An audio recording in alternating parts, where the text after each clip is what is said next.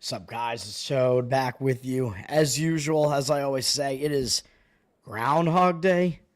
Hopefully, the deja vu today is the fact that I'll have another winning day, but who knows? Happy Groundhog Day, everybody. Happy Sunday.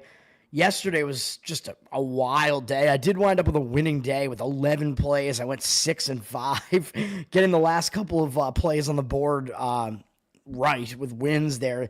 Miami Heat, Bam Adebayo with a winning shot right at the end of the game. There you go. But they were an underdog too, so but that one was good in the end. And then whatever my last college basketball play, I don't even remember what I had. Whatever my last college basketball play was a winner as well.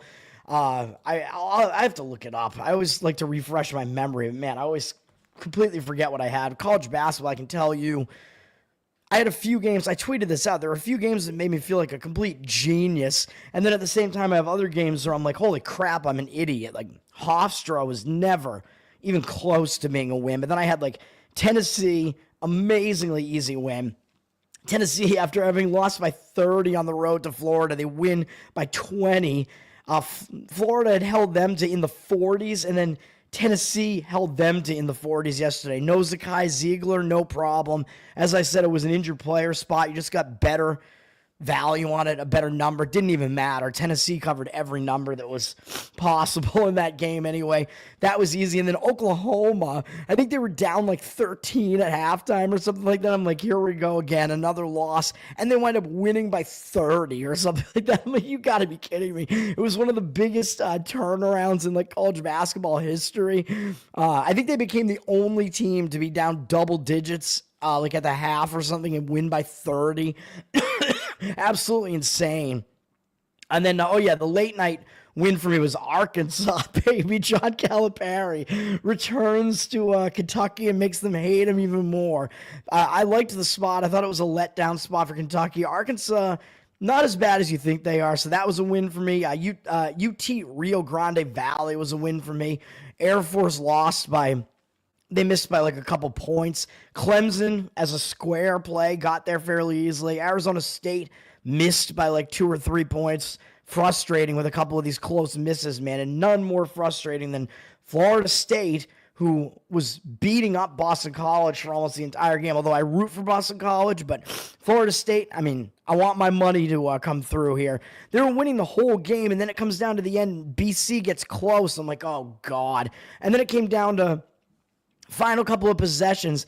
Florida State was winning the game by 4 still. Of course, I needed them to cover a 5.5. They're up 4 after they were dominating the game, as I said.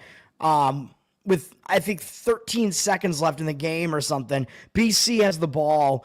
So Florida State, basically, they need a defensive stop. Then BC's going to have to intentionally foul. And then Florida State, if they hit those free throws, then they'll get over that number for me. So, I mean, it's an ask. I mean, it's not a completely unreasonable one. But what does Florida State do? If you had the money line on Florida State, you'll be like ripping your hair out, man. Because what do they wind up doing? They let BC get an offensive rebound and score off the offensive rebound if they missed a shot. Then Florida State on the inbound, the player they're throwing the inbound pass to, like, just fell down. I don't know what that was. And BC steals the ball, basically gets possession of it, throws up a bad-looking three-pointer, and that goes in, and BC wins the game. They scored 5 points in like 4 seconds. Just complete insanity in that game, and Florida State had one more shot to try to win the game, although the cover was completely out of the realm of possibility at that point, unless it went into overtime somehow, which was not going to happen unless Florida State got fouled and hit 1 of 2 free throws or something. But that was the most ridiculous one. And then, of course, I lost in hockey on whatever it was. Nashville.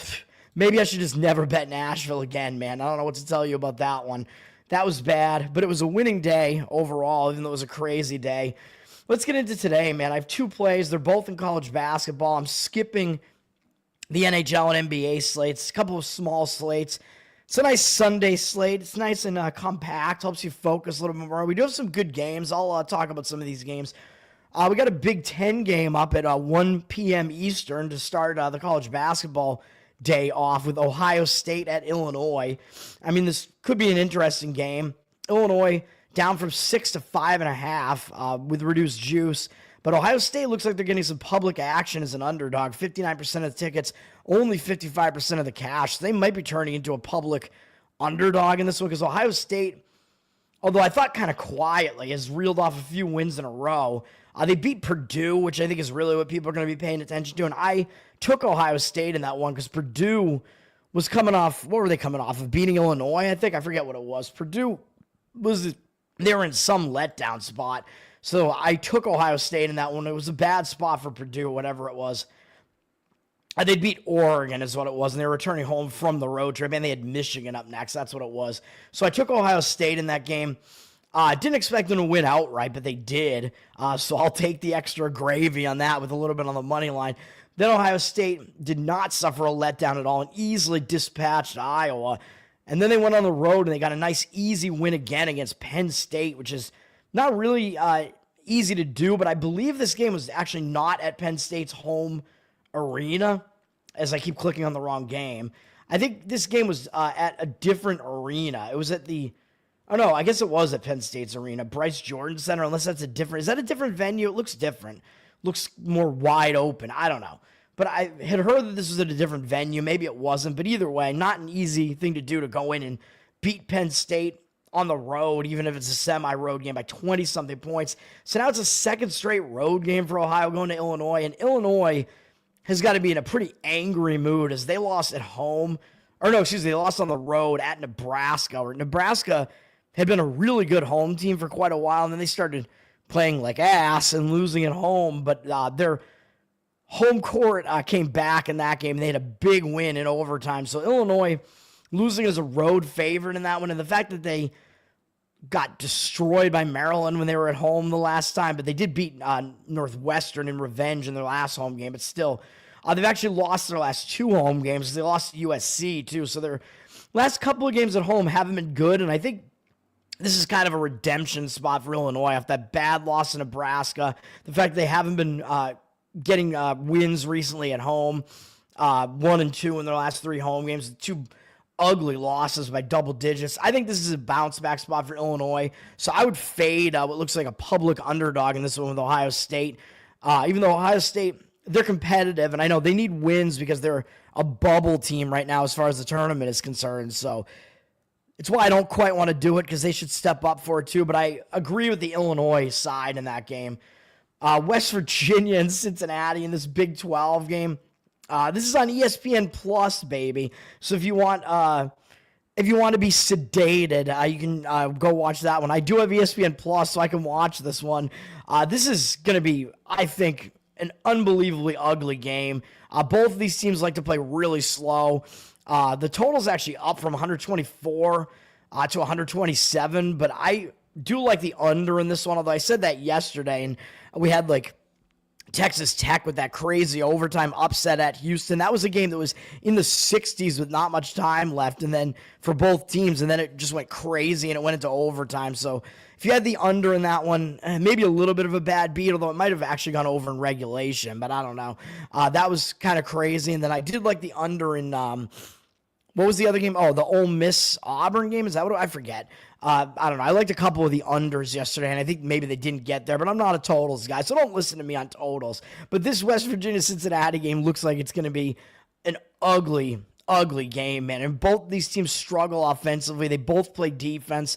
They both haven't been playing well recently. I think they both lost a couple games in a row.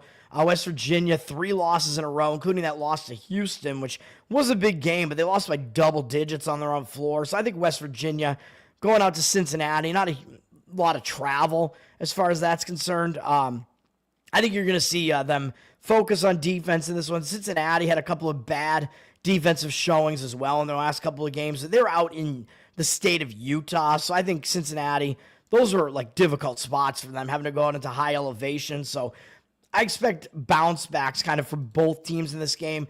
I lean to the Cincinnati side as well slightly because I think they're coming back from some games that were more embarrassing losses, to be honest. Losing to Utah, not great, and I'll give them a pass because that was the second straight game out on the road in Utah, and getting blown out by BYU doesn't look good either. They lost by double digits the last time they were on this floor, so I think it's more of a bounce back spot for Cincinnati because West Virginia is coming off putting in a big effort, at least against Houston. So I like the Cincinnati side, and I like the under as far as both of these teams being slow paced, playing good defense, and not being very good offensive teams. Cincinnati's up from 4 with juice to 6 with juice, so it does look like some money is in agreement with me on that side. West Virginia, 58% of tickets, 66% of the cash on them, though. So, I don't know. It's not going to be a play for me. I really don't want to lay points in a game. It looks like offense is going to be really hard to come by, but that's how I break down that game.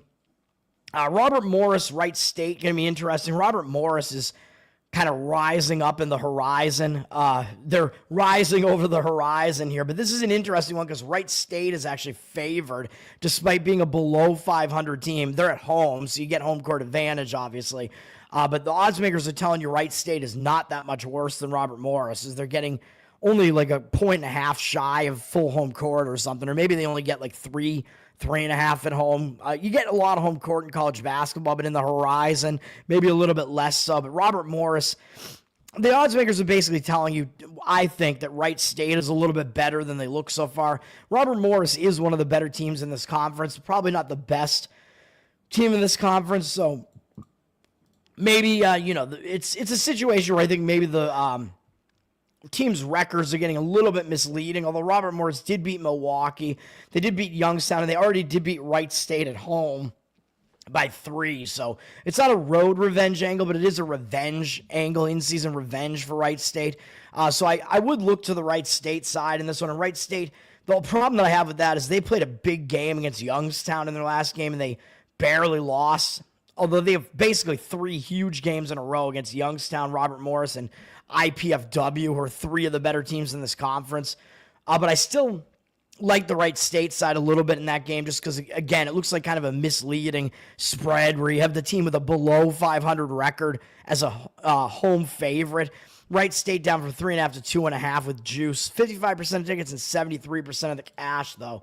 So slight lean to Wright State there, as I think you're just kind of fading recency a little bit if you do that. Furman in East Tennessee State's going to be a good one in the SoCon there. Furman's coming off one of their biggest wins of the year against Samford, and they did already beat East Tennessee, both of those games at home for them, though. Now they're going on the road to face East Tennessee. East Tennessee is still in revenge, in-season revenge, and Furman off that huge win over Samford. So I would slightly prefer the East Tennessee side in this one. They're coming off a tough couple of losses to Chattanooga and UNC Greensboro. So they are playing 3 good teams in a row. Although the last time they played on this floor, they lost to Chattanooga.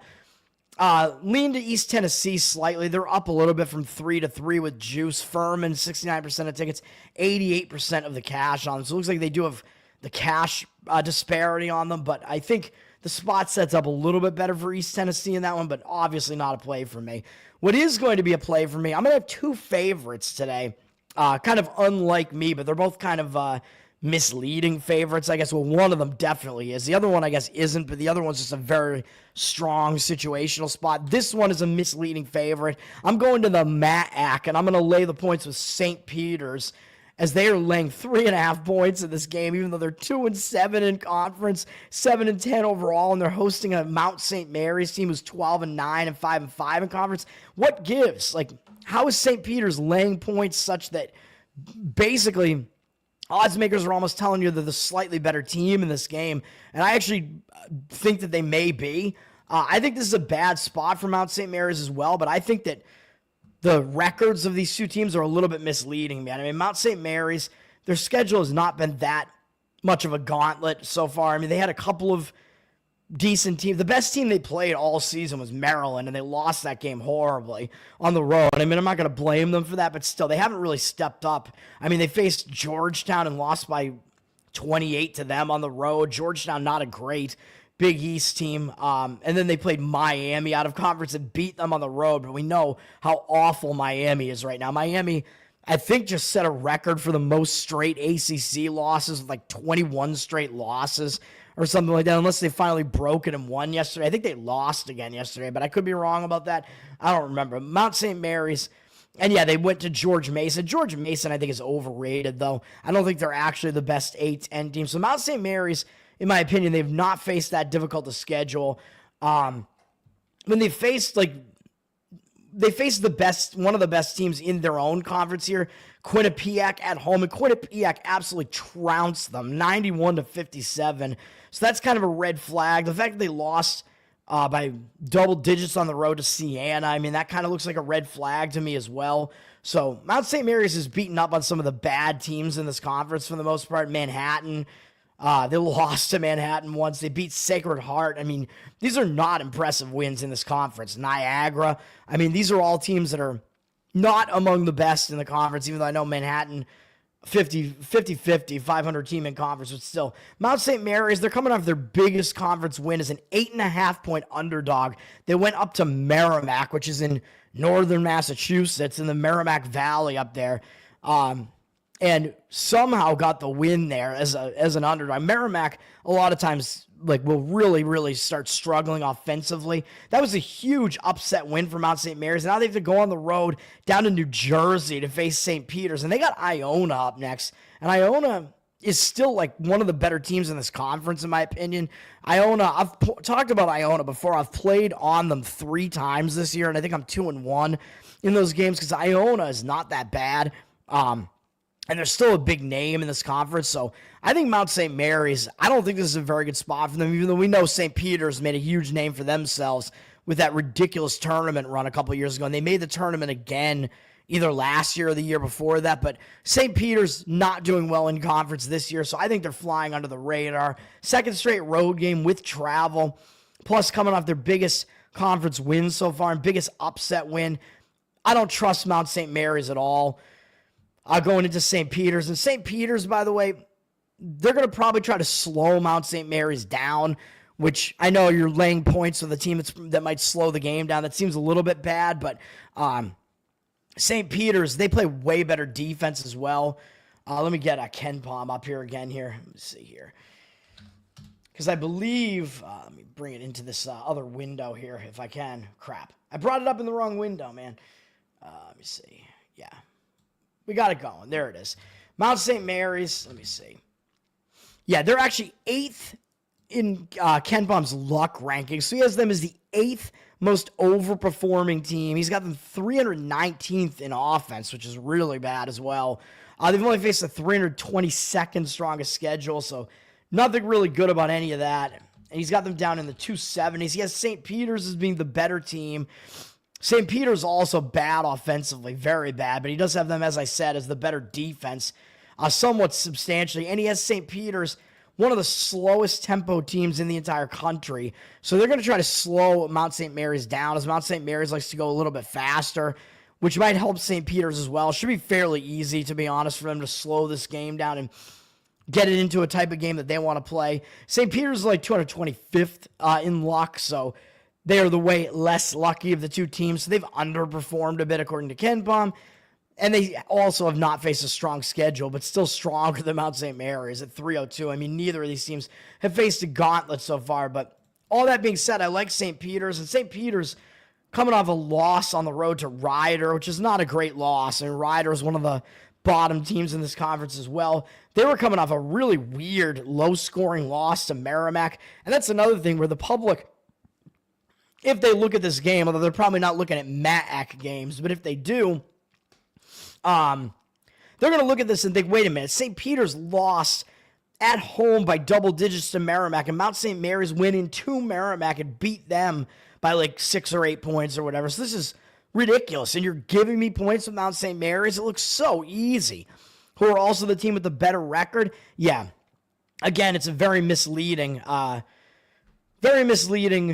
number there. These teams have misleading records. St. Peter's has already lost at Iona. They've lost to Quinnipiac, and that was at least a more competitive game than what Mount St. Mary's did against them. They lost to Marist, who's up near the top of the conference as well. Lost to Merrimack. So St. Peter's has faced a more difficult in-conference schedule. They haven't faced a difficult out-of-conference schedule, but they were competitive against their in-state bigger brother Rutgers and against Seton Hall, actually. So they actually played decently against those two teams.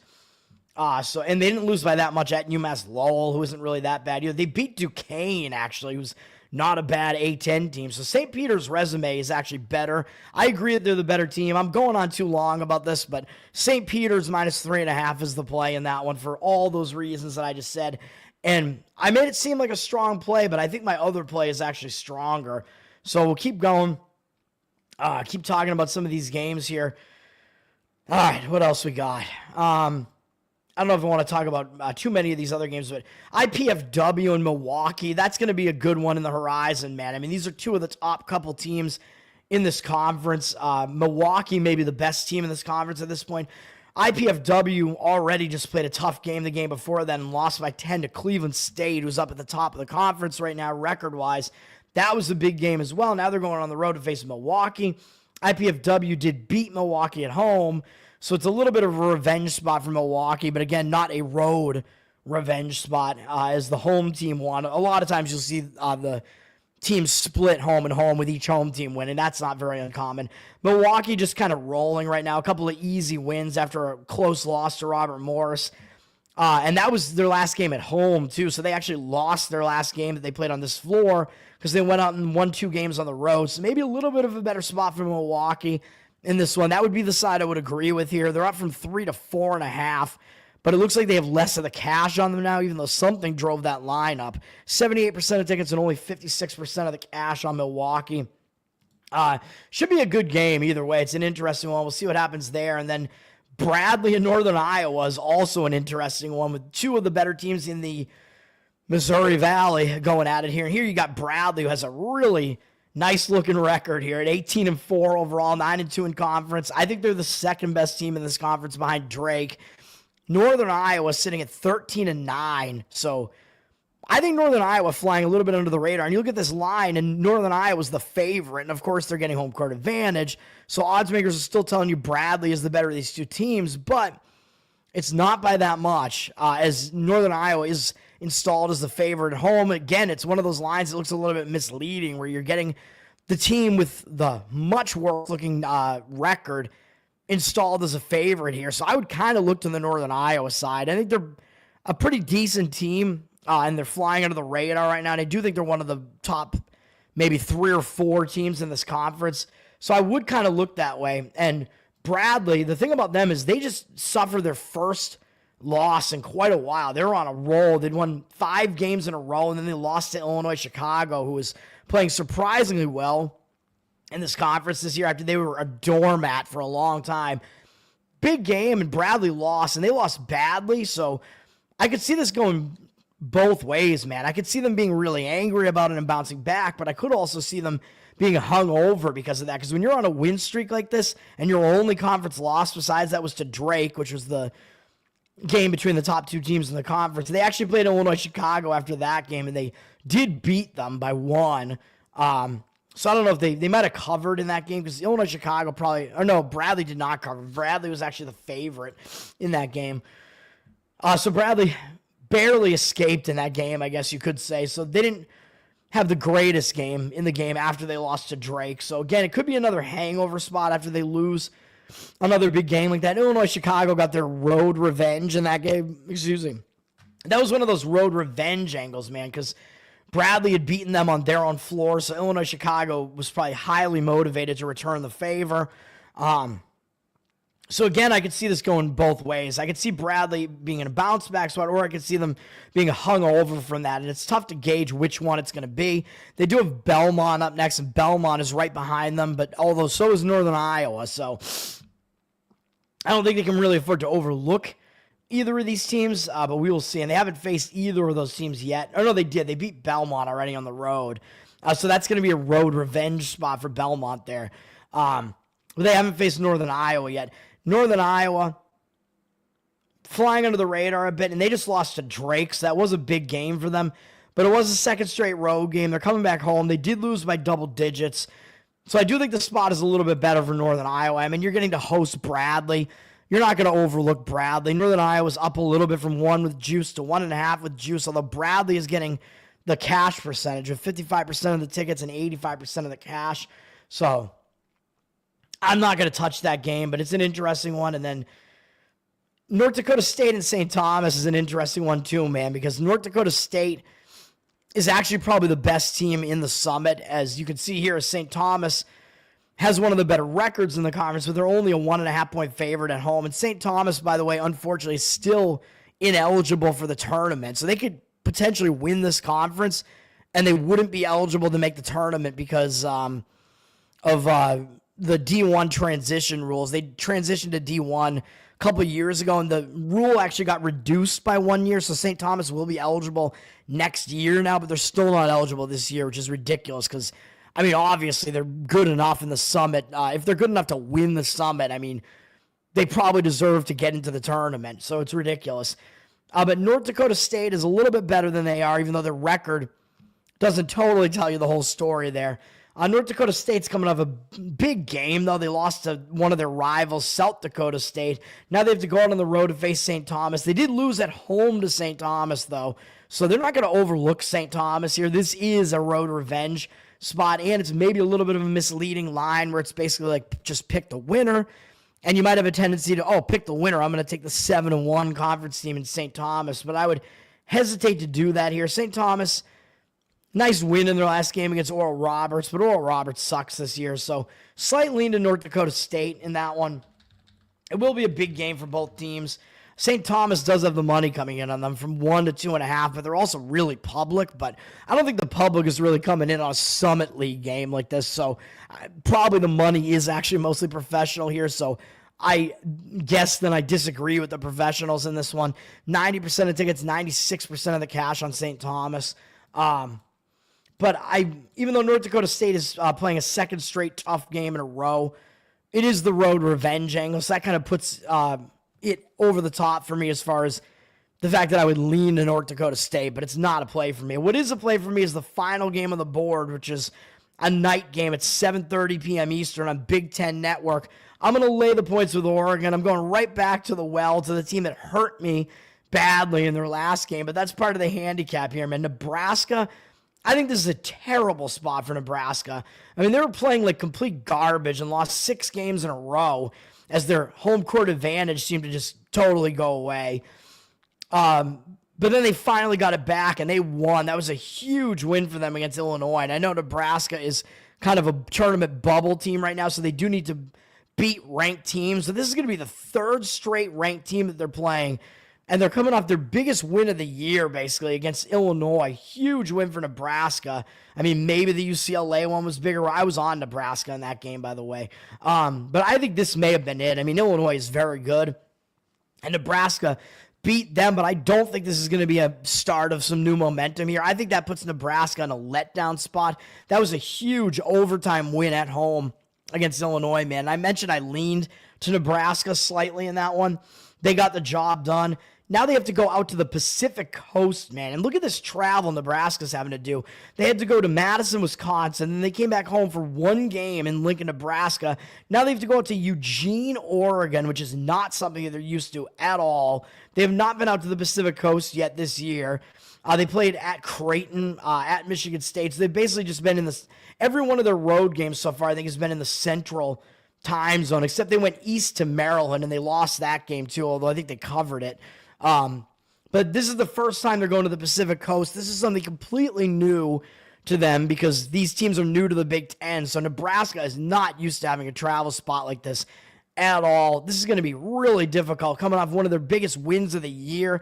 Now they have to travel again and go out to Oregon.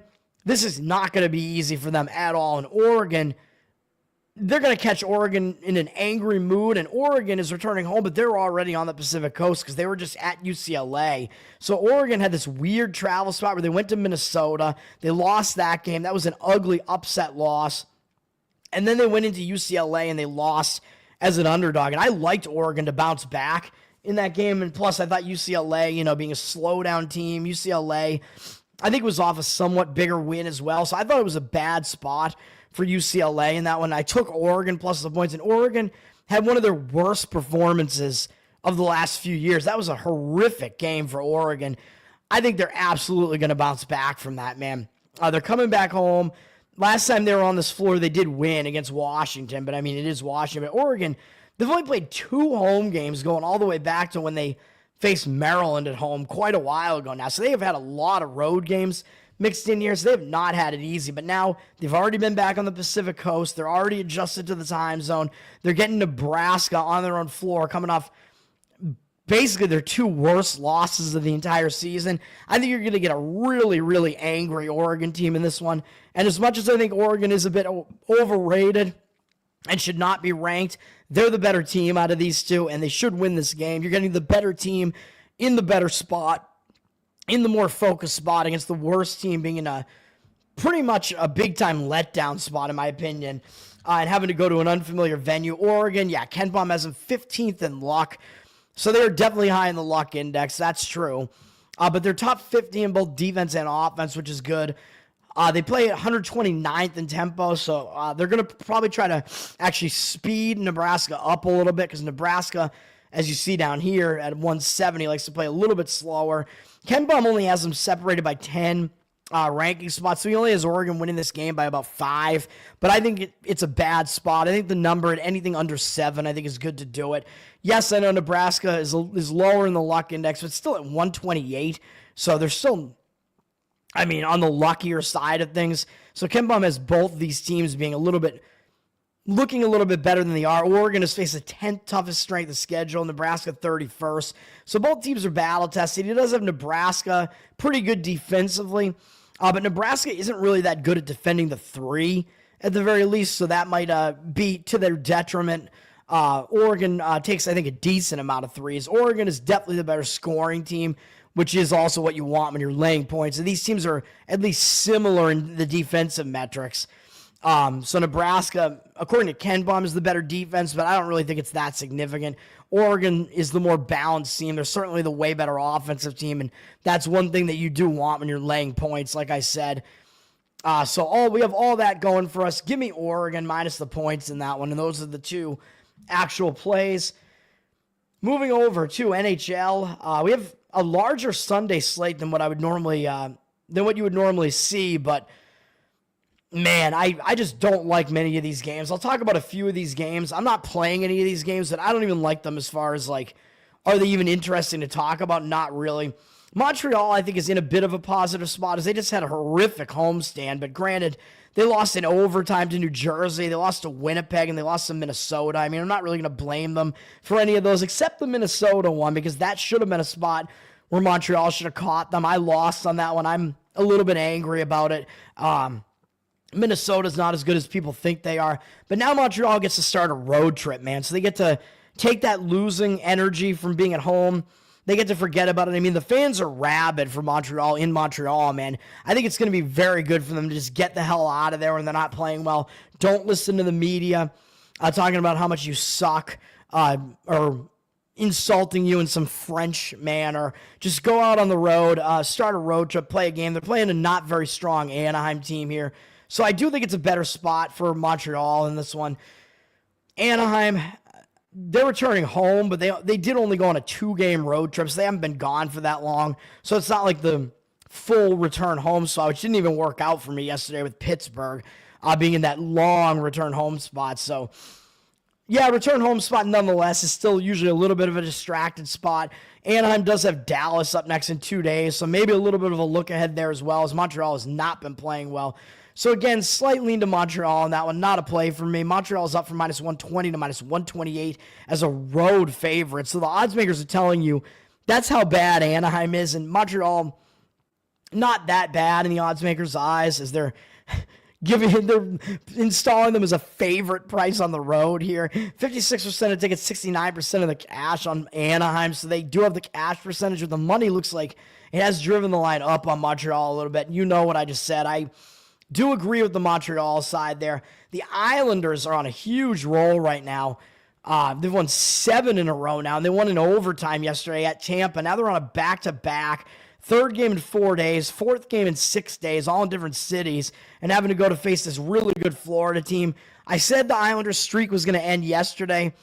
I think it'll end today at the very least. I mean, they're probably going to have Hogberg in net here. I don't know. What is he, a Jewish pig? I don't know what that is. Hogberg.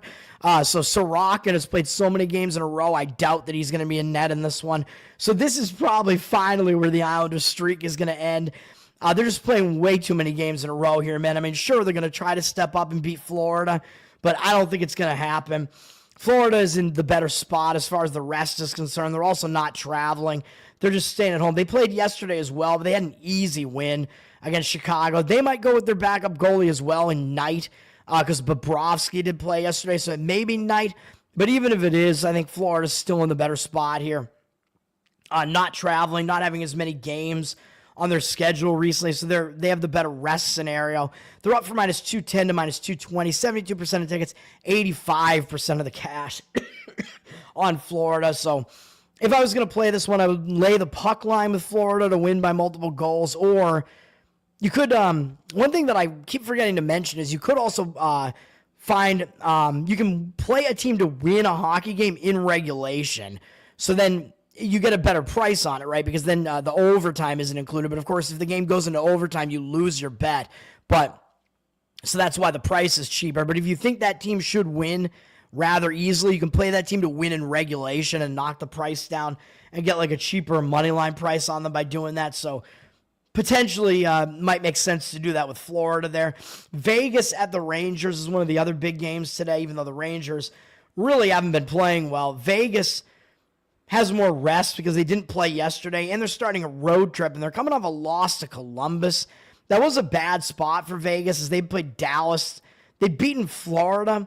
Actually, they played Dallas on the road, lost by 1. Then they beat Florida, and then they lost to Dallas again by 1 in overtime at home. So they were coming off 3 big games in a row. It was a bad spot for them. I don't remember if I played Columbus in that game or not. I might have, but they lost to Columbus in overtime. Now they've had a couple days off, and they're starting a road trip, so I think this is a focus spot for Vegas. I mean, you lose a couple of games at home like this, like I just said with Montreal, one of the good things for you is to just forget about it. Go on the road. Don't listen to what the media is saying about you. Have a couple days off. Break that losing momentum. Focus on hockey. Win a game. So I think it's a better spot for Vegas. Rangers played yesterday, so they're in a back-to-back. They're returning home from Boston. Not a huge travel scenario here, but they did lose embarrassingly. They've given up a ton of goals in the last 3 games, all with Shesterkin in net too, so it'll probably be Quick in net in this one. He's really not that much of a downgrade, to be honest, from Shesterkin. I mean, Quick is a veteran goalie who knows what he's doing out there, but it is still a worse spot for the Rangers, even if they do have a rested goalie here. They're still on the back-to-back. So I don't like it as much. I think it's a more positive spot for Vegas. Lean to Vegas in that one. They're down from minus 130 to minus 127 as they're a road favorite here. Oddsmakers definitely not giving the Rangers a ton of respect the way they have been playing for most of the year now at this point. 67% of tickets, 86% of the cash. So some of the cash is coming in on the Vegas side. I agree with that side, like I said. Let me see. I think Dallas may be in a bit of a bad spot here. Let me see. Well, they just beat Vancouver, which is a pretty decent win, I guess, after beating Vegas in overtime, then returning home. Then they beat Vancouver. So is it a letdown spot? I don't know. Definitely not a strong play for me. Columbus is in the middle of a road trip where they just went into elevation and beat me in what I thought was a terrible game in a back-to-back off beating LA and Vegas both in overtime. They somehow came back from a 2-0 deficit in the final 10 or 13 minutes of the game and beat Utah and beat me. I was very pissed about that. Now they're coming out of elevation to face Dallas. Not really a great spot for either team. I'll stay away. Dallas is down from minus 250 to minus 243. 80% of tickets, 93% of the cash on them. So it looks like they do have the cash percentage on them, but I don't know, man. Like I said, both teams really not in good spots there. And then we do have Detroit, I believe, played yesterday, and they won at Calgary in what I thought was a bad spot because Detroit had beaten Edmonton in a shootout the game before that, and they'd reeled off wins against Tampa, the Kings, and then Edmonton all in a row. And I thought they were in a bad spot coming off of that Edmonton game, and they still beat Calgary. It's just not very good, man. Calgary not as good as their record would indicate. Now they're in a back-to-back, a third game in 4 days, all on the road. Not really the greatest spot for them going into Vancouver here. Vancouver just lost to Dallas, but they're returning home from a road trip, so they're not in a good spot either, in my opinion. Only a 3-game road trip, so not a long road trip, but I still really don't tend to want to play teams returning home from a road trip, and it is sandwiched in between games against Dallas and Colorado, so I don't love it. I'm going to stay away. Vancouver down from -160 to -158. 62% of tickets, 90% of the cash on them. So it does look like Vancouver is getting some of the cash on them. I think maybe I would still, I guess I agree with that and prefer the Vancouver side in that one, but it is not strong at all. And then we got NBA, somewhat of a small NBA slate, and I just don't know what to do with any of these games. And we do see a lot of kind of market reads here. We do kind of see the Pistons being a bit public against the Bulls with less of the cash on them, so that looks like an interesting one. And then we see what really looks like a pros versus Joes scenario between Clippers and Raptors, with the public coming into the tune of 59% on the Clippers, but 72% of the cash on the Raptors. So some actual money coming in on the Raptors. I don't see a whole lot going on in either of those games situationally to want to play those games. And the Clippers do have LA up next, the other LA team, the Lakers. So that is somewhat of a look-ahead spot there to the Lakers in their next game. So I wouldn't necessarily disagree with the Toronto side in that one. Dallas and Cleveland is interesting. Oh, and I guess I should talk about the blockbuster trade, which on the surface seems really, really bad for Dallas. As we know, unless you guys haven't heard, if you were living under a rock last night, it came from out of nowhere. The Dallas traded Luka to the Lakers for Anthony Davis, and it wasn't straight up. There were a couple other players involved. There was a 2029 first-round draft pick involved that Dallas is going to get from the Lakers, and the Utah Jazz were involved in some way, in some insignificant way, but it was needed to get the trade done, I guess. Very strange. Of course, everybody is saying that the Lakers obviously won this trade because Luka's in his mid-20s and Anthony Davis is older, like he's in his 30s, and Luka's the more like versatile player. So what is going on here? Like, how could Dallas do this? I think there has to be something going on behind the scenes, man, where there has to be a reason why Dallas would get rid of Luka, and some people are saying it's because of money, because they're going to have to be paying Kyrie. I don't know that it's that, really. I mean, that might be part of it, but we saw what was going on with Luka, like down the stretch last year, where he started to have injury issues. He had injury issues throughout the playoffs, and I think he has, like, poor conditioning, man. Like, I think there's something going on here where, you know, the whole thing last year, everybody was talking about how he gained weight. Like, it's fat Luka now. I think it could actually be a problem, and that's part of the reason why Dallas wanted to get rid of him, because they're seeing what's going on with him. He's been hurt a lot. He's hurt right now, too. I don't even know when he's coming back. Anthony Davis, by the way, is also hurt, so he's not playing in this game, but he's probably going to start playing for Dallas within their next like couple of games, but he's not playing in this game. So Dallas isn't going to miss anything really coming into this game, by the way, because Luka was already hurt, so Dallas has already been playing without him for a long time. So this game, Dallas is going to have the same personnel that they've been playing with for a long time now, so no real change coming into this game, which I'll talk about this game in a second. But the trade may not be as lopsided as you think, because Luka, again, his conditioning seems to be an issue. He's been fat. He's been getting injured a lot. So I don't know, man. I hate the Lakers. So at first I was like, I hate this. Like, I don't want the Lakers to be better. No way. But I don't know how much better they're going to get as a result of that trade, man. And Dallas, one of the other reasons they did it is because they need another big man.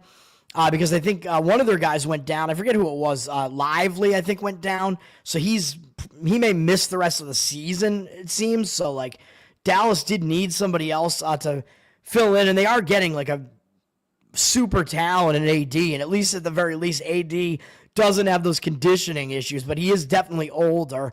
And he's not as good of an all-around, like, shooter. Like, AD's not, I don't think AD is really a guy that's out there playing around the perimeter and being as versatile as Luka, and not as much of a passer and whatever. Like, AD is more of a paint guy, but still. And he's got some paint on his forehead, I guess, as well. So I don't know, man. It's crazy. Dallas is at Cleveland here. As I mentioned, Dallas is just playing with the same personnel they've been playing with for a long time now. But Cleveland is up from 9.5 to 13, which would lead you to believe there's some injury here for Dallas, but I'm not quite sure. Like, I looked at the injury report, and I'm not sure what injury would really do that. Like, it would have to be like a kind of significant injury, but I don't see Kyrie listed on here. I see Washington as a game-time decision. We know Davis is not going to play, but he's new to the team. So, like I said, no Luka, no Davis. that means no change for the Mavs. They got Max Christie in that trade. It looks like he might actually even potentially play in this game. Gafford and Washington, they're two good players. They were good role players for the Mavericks last year in their playoff run, so you got to pay attention to them. They're both game-time decisions, so I don't know, man. But one or even both of them being out, I don't think would cause the line to move 4 points. So I don't really know what's going on here. 67% of tickets and 66% of the cash on the Cavs. So the public seems to like the Cavs, but it does look like a huge spread to me, man. So I would not want to lay the points with Cleveland in that one. Cleveland's just rolling right now, though. Dallas, I think Dallas is coming off some sort of bad loss. Yeah, they just lost at Detroit. Maybe they were looking ahead to this. I don't know. Detroit's not that bad this year. Stephen A. Smith, trade could be a wake-up call for Luka. Yeah, lose some weight, Tubby. I don't know, man. We'll see what happens with that. Boston, my Boston Celtics are at Philadelphia. There were some conflicting things going on in this game, too. Celtics are up from 11 to 11 with juice. 67% of tickets, only 53% of the cash. So the Celtics are public with less of the cash on them. But the Celtics, look at their schedule. They have Cleveland up next, so that is a big look ahead. That's a huge game. The teams are 1-1 against each other. So, yeah, that's a big look ahead. But then again, the Celtics just almost lost again to New Orleans as a big favorite. So they had to win that game on a buzzer beater by Tatum, basically right at the end, essentially a buzzer beater. Dramatic win there, but Celtics laying double digits in that game. It should not have been that close a game, especially after New Orleans had given them a scare in Boston not that long before that, and I had mentioned that. But maybe the Celtics were looking ahead to these games, but I don't think they're going to overlook Philadelphia because Philadelphia beat the Celtics on national TV on Christmas in Boston. Totally embarrassing performance from the Celtics. Philadelphia was without Embiid. I think they were without George in that game. And guess what? Philadelphia is without both of those players in this game too, which is why the Celtics are laying a spread like that, even though I know the spread is basically the same as what they were laying in the Christmas game. So the Celtics probably should be laying less than 11 here. I think it was 10.5 at home on Christmas, and now it's 11 on the road. So yeah, I don't think you're getting any value laying the points with the Celtics here, but I don't know that it's really that bad of a spot for the Celtics. I try to read my Boston Celtics, man. Like I said, I can kind of read them decently a lot of times, but this one, it's hard for me to read it. But again, there is that Christmas revenge factor coming in here, and the fact that they didn't play well in their last game, which may both be kind of wake-up calls for the Celtics. But then again, it is a big look-ahead spot to Cleveland, and they do have Dallas up after this, which is the NBA Finals rematch, although they did already just beat Dallas on the road not that long ago, so I don't know that that would really cause the Celtics to look ahead, but they probably know Dallas is gunning for them, so I don't know. And then probably the best basketball game of the day is Memphis and Milwaukee, the night game, which I believe is on ESPN. Yes, it is. Both of these games are actually on ESPN. It's a doubleheader, folks. Memphis coming off that win over Houston where they came back and won and they didn't cover for me, but still bounced back from that ugly loss to New York. Now they're going out on the road to face Milwaukee. Coming off a big game against Houston, though, a big comeback win. I don't know that this is the greatest spot for Memphis, man, coming into this game. Let me see here. And as far as the injuries, you always have to look and see what's going on with Morant. I don't even know if he played in that game against he's doubtful, so it looks like he's not going to play in this game. I don't think he didn't play in the Houston game either, which I thought was fine for that Memphis play. Memphis is very used to playing without Morant, so I don't think that's going to be that much of an issue. It looks like Milwaukee has Middleton and Lillard listed on and Brook Lopez all listed on the injury report, but they're all game time decisions. So I would expect probably they're all going to try to give it a go in a big game like this. In Milwaukee, I think they're in the better spot because they're coming off such an ugly loss to San Antonio where they lost by almost 30 points. That was a disgustingly bad loss. I don't know what that was. And Lillard played in the game. Giannis played. Their guys played, so I don't know what that was.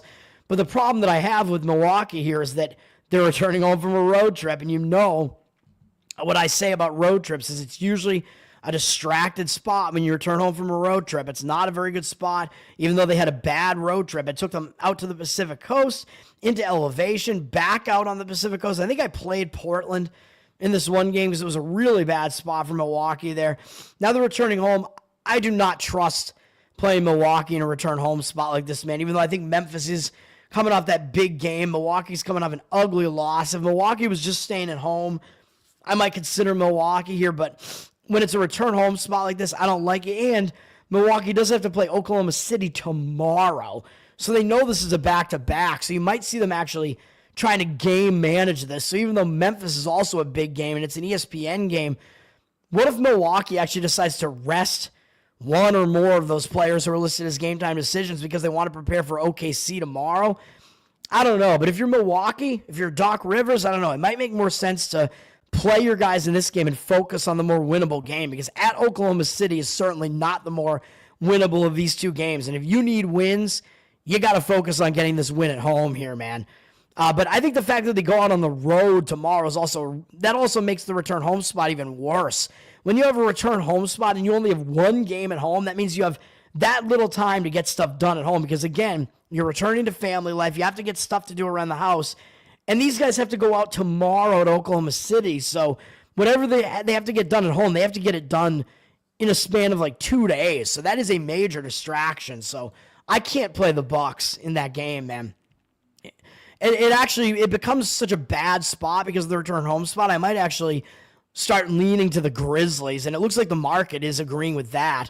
Bucks down from 4.5 to 3. 53% of tickets on them, but 54% of the cash coming in on the Grizzlies. And again, because the return home spot, looking at that schedule, that return home spot is bad enough that I think maybe it's a better spot for the Grizzlies, even though they're coming off a big game and a big win. I think the spot may be better for them. This is another big game for them against the Bucks, so I might slightly lean to grabbing the points with Memphis. No play for me in any of the NBA and NHL. Again, thanks everybody for hanging out. If anybody has been watching, not a whole lot of people. Nobody in the comments earlier. Oh, sorry, Will was in here. Thank you, Will. Sorry, I missed your comment, man. I got it in there now. That's going to do it for me. My plays today are both in college basketball. St. Peter's -3.5, Oregon -6.5. That will do it for me. Tower Gang Toad on Twitter, patreon.com/Tower Gang for the most offensive, awesome podcast ever, most hilarious. Go subscribe to the Patreon, give us some support, and you get extras, live pre-show, post-show. I got to get the this week's episode up on the Patreon stream, which I'll be doing today at some point. I should be able to get that done. That's going to do it for me for now, man. Let's have another winning day here, man, and peace out.